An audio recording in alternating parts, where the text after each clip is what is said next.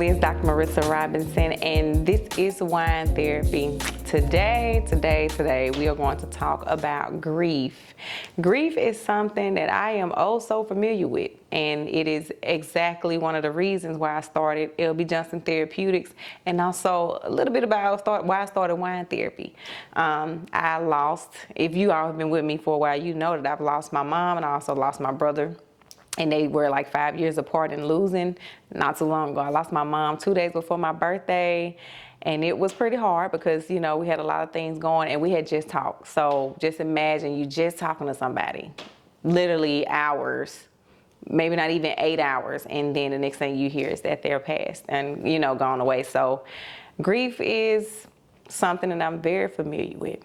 And the reason I wanted to bring it up today is because my mom's birthday was just on Saturday, July 20th is her birthday, and we honored her. You know, we did some of her favorite things. And instead of us, you know, making it a sad event, crying, mourning, we just kind of did her favorite things and thought about some fun memories. We prayed, of course, my husband gonna pray. You know, praise started the day well, and the point of this show is to talk about how to have good grief.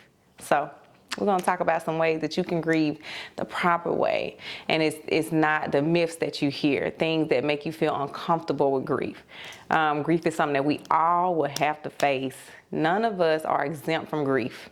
None of us. We don't know when it's going to happen, who it's going to happen to, what it's going to be about, but we all have to engage with grief, you know, sooner than later. So I'm going to talk about that. So today's title is Uncorked Session 31, Good Grief. And the reason I say that because I want us to grieve good. I don't want you to be in this place of depression. And I want you to always remember, when you're dealing with grief, there is a difference of sadness versus depression, right? So we'll get into that, right? So let's get started. Y'all know how we do. Before we get into the show, we'd like to introduce the wine of the day. And of course, I got a red wine again. I think last show, I didn't have a red wine. Actually, something else. It was a little corkscrew wine. That's what it was. All right, so today we got an Earl Stevens Function Red Blend.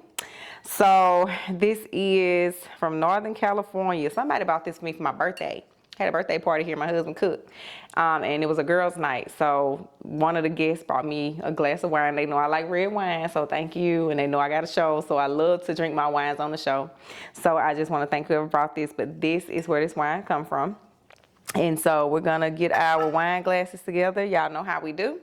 The first thing we do, we're gonna have to see. So let's see what's in it. Of course, I got red wine. It's that plum look. And then the next thing we'll do, we'll swirl it because we want to open up the aroma before we go to the next step. So let's swirl a little bit. I got a lot of alcohol in this one. I told you you remember how you know the lines is running down on the side of the glass. So make sure you pay attention to that. And then the next thing we'll do is sniff. And you have to, when you sniff, you think about some of the notes that you smell. You smell wood, you smell cherries, you smell grape, you smell oak. What do you smell? I smell oak. I smell a little bit of chocolate. Ain't that something? I like chocolate. Dark chocolate, my favorite, by the way. But I like chocolate, but it smells good. And then you sniff. I'm sorry, then you sip. We already sniffed, then you sip. And that's really good. Thank you for whoever bought that for me. I appreciate that. All right, so let's get into the show. I know y'all may not want to talk about grief, but some of us, we need to know how to grieve. Some of us, we avoid grief. We don't want to feel, because when you hear grief, right, you hear sadness. That's an emotion a lot of us don't want to feel. We don't want to tolerate. We don't want to deal with. So we avoid grief altogether. How do some of us do that? Well, if you're anything like me, when it first started out, I would just work my way through. When my brother passed, I literally came home, cleaned up the house. Like, I was in New York. They called and told me he passed, flew back to Mississippi, cleaned the house as soon as I got off the plane, cleaned the house up, everything, and then I went back to work the next day. Because I'm like, well, he gone, what can I do? I can't sit around and cry. That was my mindset. Can't sit around and be sad, can't sit around and cry. And I messed up, right? Because I'm working, I went to work, did everything. People like, go home. I'm like, I'm not going home, I'm at work. And I had to realize that I missed those moments of sitting in that feeling, because the feeling would come up in a place of just where it wasn't supposed to, if that makes sense. Like, it's unexpected. And it had been years had passed. I think I was here for something. I don't know if I was visiting or I had moved here by then. And I actually saw a guy that looked just like my brother, and I broke down crying in the restaurant. Kid you not, Steve was like, what is going on? Like, he didn't know. He called my sister. Everybody like, what, they worried. And it was just like, I never got a chance to grieve him. So seeing somebody who looked exactly like him, dreads, when he died, he didn't have dreads. He had just cut them off. So dreads, the demeanor, the color, it was just like, yo, that's hard. And because I didn't give myself time to sit in those feelings, I had to, receive it unexpectedly. And it was like in a public place. So it was kind of embarrassing, probably for Steve. It was just like, for me in that moment, I was like, what am I crying? Am I crying? I kept saying that, but I knew that was my brother walking. And that's how I felt. It wasn't him, but he looked just like him. And then you start thinking about he gone and everything started coming to you. So me being busy and working through that grief did not help me at all.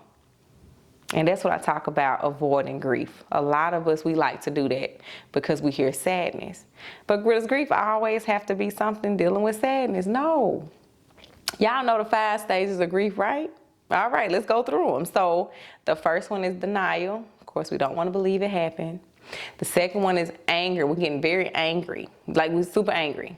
The third one is bargaining, like we God, bring them back, whatever you do, this and that, whatever you do. The next one is depression. Like, that's when you get into sadness. And then the last step is acceptance. And when we accept something, most times we're at peace. We don't feel sad. We don't necessarily feel happy. We're just at peace. We're good. And it doesn't have to be a sad thing. So I don't want us to continue to miss and avoid grief because it sounds like sadness. It sounds like you're heartbroken. It sounds like crying every 5 minutes. That's not what it is, and that's not what it has to be. So talking on this show today, I wanted to talk about some myths that we hear. All right, some things that are not facts. But because we hear it so much, and especially in different communities, let's be honest, in some cultures and communities, we start to tell people these things and we believe it ourselves, or we say it so much that it becomes like a fact around, but it's not true. It's not. So let's go to the first one, because I want y'all to grieve properly, not the wrong way. We're going to have good grief. So the first myth is that the pain will go away if you ignore it. Let's be real. That's not going to happen. The more you avoid it, the more that pain is growing. And it may not come out, that symptom may not show up as sadness. It could be anger. You could become violent. You can become very distant and cold and isolating. So if I avoid it, that doesn't mean that pain will go away quicker. That pain is brewing. And it's going to have to come to a head. And it's going to have to come out. And so the more we avoid it, the more we are not healing as well. So that wound just continues to cut deeper, right? And so all we doing is putting a Band-Aid. Every time we avoid it, we're just putting a Band-Aid on it. You're not getting no help from that. You're not really healing from that. All you're doing is keep patching up something that you're going to have to eventually go out and fix. You're going to have to go out and fix that. So avoiding it does not make the pain go by faster. Me working, when my brother passed away, that didn't make that pain go by faster. All it did, it grew. And it came up in an unexpected place. And I don't want that to happen for you, so don't avoid it. You just change whatever mindset you got to have towards grief, change it. Just change it. The next myth is it's important to be strong. Okay, for all my strong people, it's a lot of us out there. I'm one. We real strong, okay? And we feel like we don't need too much help from nobody. If anything, we gonna come help y'all even when we going through. I'm here. I'm gonna make sure I do this, this, and this. Sound just like me. Sound just like me. I got it. I'm good. I'm good. My husband always checking on me. I'm good. I'm strong. I got it. No. You don't have to be strong in every situation. You don't have to be strong every day. You don't. This is the time where you can honestly say, I'm not strong and I'm okay. I'm okay with not being strong today. Because my body can't take no more. My mind can't take no more. My heart can't take no more. So today, I'm not strong. It doesn't make me weak. This is just the time I gotta lean on my support.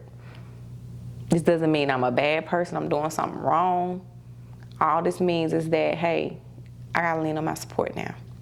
I don't have to be strong today. The day of burying my loved one, the day of leaving that relationship, the day of, losing this job, because all of that is a part of grief, whether you know it or not. It ain't all about just losing somebody from dying in whatever capacity, losing a job, losing a relationship, losing a pet, moving to a city. All of those things brings about grief because you are losing something, I'm sorry. Something is no longer there that was, and you had some type of bond or connection to it. So in those moments when those things go on, you don't have to be the strong person. Let somebody be strong for you.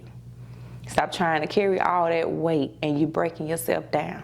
That's you not taking care of yourself, to be honest. So let it go. Give that weight to somebody. Let somebody else carry that for you that day or for those weeks, for however long it takes. That doesn't mean that you are becoming a weak person. You're just a person that's in need right now. And that person that's helping you is somebody who's supposed to do that. They're for you just for that. So no, you do not have to be strong. I see it all the time where, like on movies, if y'all pay attention to the movies and like somebody in the family is in the hospital, they had a wreck or something, you gotta be strong for them. You gotta, I ain't strong. Today I can't hold these tears in. Today I can't even hold myself up because it's hurt me to see them like that. So I can't be strong for them. Somebody else gonna have to pull that load because I can't and I don't wanna be forced to. Some of us are forced to be strong because we may be the only one that gotta pick up the pieces, right? But even with that, you still got somebody who can help you carry that load. You gotta have a support system. All right, so another myth is that if you don't cry, you don't care. Child, I done heard this so much. They didn't cry, they ain't care. You didn't care about my mama then when they passed, you didn't care. It's just like, because they didn't cry means they didn't care. That may not be the emotion that they wanna show or that they can show. Maybe they're angry. Maybe they fighting everybody. Cursing everybody out. Or maybe they became distant. Maybe they don't want to be around people. I'd rather be by myself. I can do it by myself, isolating. Don't listen to that. If they don't cry, they don't care. You don't know how anybody handle their emotions. When I was at my mom's funeral, I didn't shed one tear. My brothers, I didn't shed one tear. I didn't. That didn't mean I didn't care. I think sometimes we feel numb. We don't know what emotion to feel. Just numb, I'm here. My body's here. My spirit is just like elsewhere. So don't listen to, or don't look at people and say, they ain't crying, they ain't care. That's not true. So not true. All right, the next one. Grieving should last about a year. That child. I got many clients that I have, and I tell them all the time, you cannot put a time frame on grief. Sometimes you will grieve until the day you die. The day you die. It doesn't have to be bad grief, no. But what we're talking about today, we're talking about good grief. It can be actually good grief. You always remember their funny stories or their good memories. You always do things in their honor to always, show honor to them. So sometimes grief never ends. I can't tell you when to stop missing your loved one. I can't tell you when to get over that breakup. I can't tell you when to get another dog to replace the other one that you lost. I can't tell you that. All I can do is say that we're here for you as you're going through this journey. But go through it in a healthy way. Do not allow yourself to be buried in depression because you don't want to grieve or you are afraid to take the steps to grieve in a proper way because of what you've seen your elders do or what people are telling you to do that don't have that knowledge. They trying to tell you how they would grieve. No. I'm teaching you today. So definitely, I can't tell you how long to grieve. You take as long as you need to. I'm not here to judge, but I'm here to support. And that's what your friends are there for and your family and your support system. So take as long as you need because I don't want you to miss a step. Remember those stages of grief? I don't want you to miss one of those steps. And then you keep repeating that cycle over and over and over until you fully go through it. And when you think about the 5 stages of grief, you don't hit everyone in each order. Your orders can be all mixed up. Like one day I may be at depression, one day I might be in anger again, one day I may be begging God again, like God bring them back, going back into denial. It flips. It's not in the same order. It's not. So remember that. All right. And the other one is when you move on, you forgot about them. That's not true. That's not true. You learn how to live with your loved one in your heart, but not here in the present moment in front of you. You'll never forget them. You'll never forget them, especially if you're doing things in their honor. I'll never forget my mom and my brother, because I work with their names every day. LB Johnson, Loretta, and Billy, every day. I have to show up for them. And I'm peaceful, I'm happy, I'm joyful. Things have happened in my life. We had so many tragedies over time. But I can say is that I moved on, but I didn't forget them. They moved on with me in a way that is healthy. I'm not sitting up here putting the plate out for them that's not the healthy way. Now sometimes we do that in the beginning of your grieving stages because it's like still in that denial mode. But eventually it get past that was their favorite seat, but we'll always remember those memories that we had with them sitting in that seat. So moving on does not mean you forgot them. Moving on means that you learn how to live with their spirit without them being present in body. That's what that means. So I want you to move on and be at peace with what has truly happened in front of you with that person or with that thing that you're grieving. So I do want to give you some tips that can help you grieve properly. We talked about some myths and things that are not so true that I don't want you to repeat and think that this is the way that you should be grieving. Okay, so we're going to go over a few steps that I give. Not only you, I do it to myself and I also give it to my clients, but one of the things I want you to do is acknowledge your pain. Remember I told you when my brother first passed, I wasn't able to acknowledge that. I didn't want to. I'm just be honest. I know I didn't want to feel sad. You know how sometimes when you feel like you got to cry, but you're trying to hold it back and it's hurting your throat? That was me. And I ain't crying. I'm holding it back, holding my tears back. I'm being strong. I'm breathing real hard because I don't want to cry. I don't want to feel sad because when you start crying, everybody else it's a whole crying game. And then you start feeling sad and you can't stop. It's just like I didn't want to feel that. But the only way to truly start the grieving process in the most healthy way is to acknowledge what you feel. If you feel angry, say that. I'm angry. I'm angry how they died. I had so many clients come to me. I'm still angry how they died. I'm angry how I lost that job. That was my family members at that job. I'm angry about moving. My husband made me move. I'm angry. And I didn't want to move. I wanted to stay where I was, but his job moved us. Think about that. I'm angry. Or I may just be in a place of I'm numb. I'm numb. I don't know what to feel. You got to be honest about what you're feeling. Acknowledge the pain. Acknowledge whatever it is that you're feeling. Acknowledge that emotion first. The second thing I want you to do is accept that grief can trigger other emotions. Remember that I brought up, if you don't cry, you don't really care for them. That may not be the emotion I can bring up. It could be some other emotions that come up. So we got to get our emotion wheel out now because there's so many that we could feel that is not sadness. Grief can trigger other emotions. And that is okay. That's a part of it. So many unknown things can happen at this time. It's all about how you handle the unknown. That's going to be the key. Another step is grieving can be unique. We talked about that already, right? The uniqueness of the 5 stages, how you go about it. Grieving can look different for so many people. Some people grieve by writing letters to their loved one that's gone. Some people grieve by still, giving in the beginning, still doing presents or still doing things in their honor. Grieving can be unique for so many of us. So I don't want you to look at one person the way they grieve and say, that's how I should be grieving. The way you grieve is going to be uniquely for you, and it's going to be to help you. So remember that. Grieving can be very unique. The other thing is to seek help. I said it already now. You ain't got to be the strong one. It is too many people out here that love us enough to, want to help us, want to be there for us. We chose them as our support, so why not let them sit in that seat that they're supposed to be in to do the job that they signed up for, that we want them, we hired them for as our support system. Seek help. You got therapists who specialize in grief, who can help you come up with ways to overcome that. And sometimes, I'm being honest, sometimes like it can be so emotional for the therapist, because I have to do it with my clients all the time. And I do like empty chair, like they got to talk to the dead person and, you know, express what they didn't get a chance to say. And it's so comforting to see that person like kind of, you know, do all the letting it all out and to relieve themselves from it, and then like feel so peaceful after that. They feel light because it was so much they had in them. I make people write letters. I make you talk about it, talk about a fun memory, talk about what they did that you didn't forgive them for, so we can go through that. Because that's a part of grief too. If somebody did something to you before they died and you had resentment, you'll start feeling guilt. We got to work through that.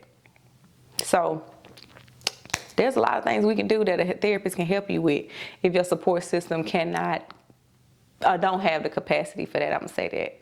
So seek help when you're grieving or when you've lost something and you got a lot going on, because I want you to have good grief, okay? And then another thing is take care of yourself. I always say people keep doing your self-care. This is a time when you grieve and you don't want to let yourself go. You can't just let yourself go like that. You can't just let your body do whatever, your mind do whatever. You still got to take care of yourself even more in this place, in this time, because you want to keep that routine. You don't want to fall into the state of depression because you had allowed that sadness to just drown you. Continue to take care of yourself. Self-care is the best care, and you need it the most when you're going through the most rockiest times in your life. You got to keep that routine going. And the last thing is that I want everyone to acknowledge and recognize grief and depression. All right, two different things. Depression is the state of losing yourself, like allowing sadness to take over your daily activities, losing interest, losing sleep, not having appetite or eating too much, isolating from people, like really in a dark space in your life. That's when it becomes depression. Grief, you have your moments. Okay, I'm crying, I'm good. You know, I got to bounce back up. I'm all right. I talked about it. I cried about it. I'm okay. I just need to let it out. But I still know how to go on with my daily life. I still know how to move forward. It's when your life stops. When you can no longer do the things that you used to do for yourself, that's when it started rolling into depression. I need you to remember the two. All right. So I hope that even with us going through the myths and then me giving you the steps that you needed for, you know, to grieve, the good grief, I really hope that this helps somebody. And even if you know somebody who's grieving right now, still, their grandma could have died 5 years ago, it still hurt.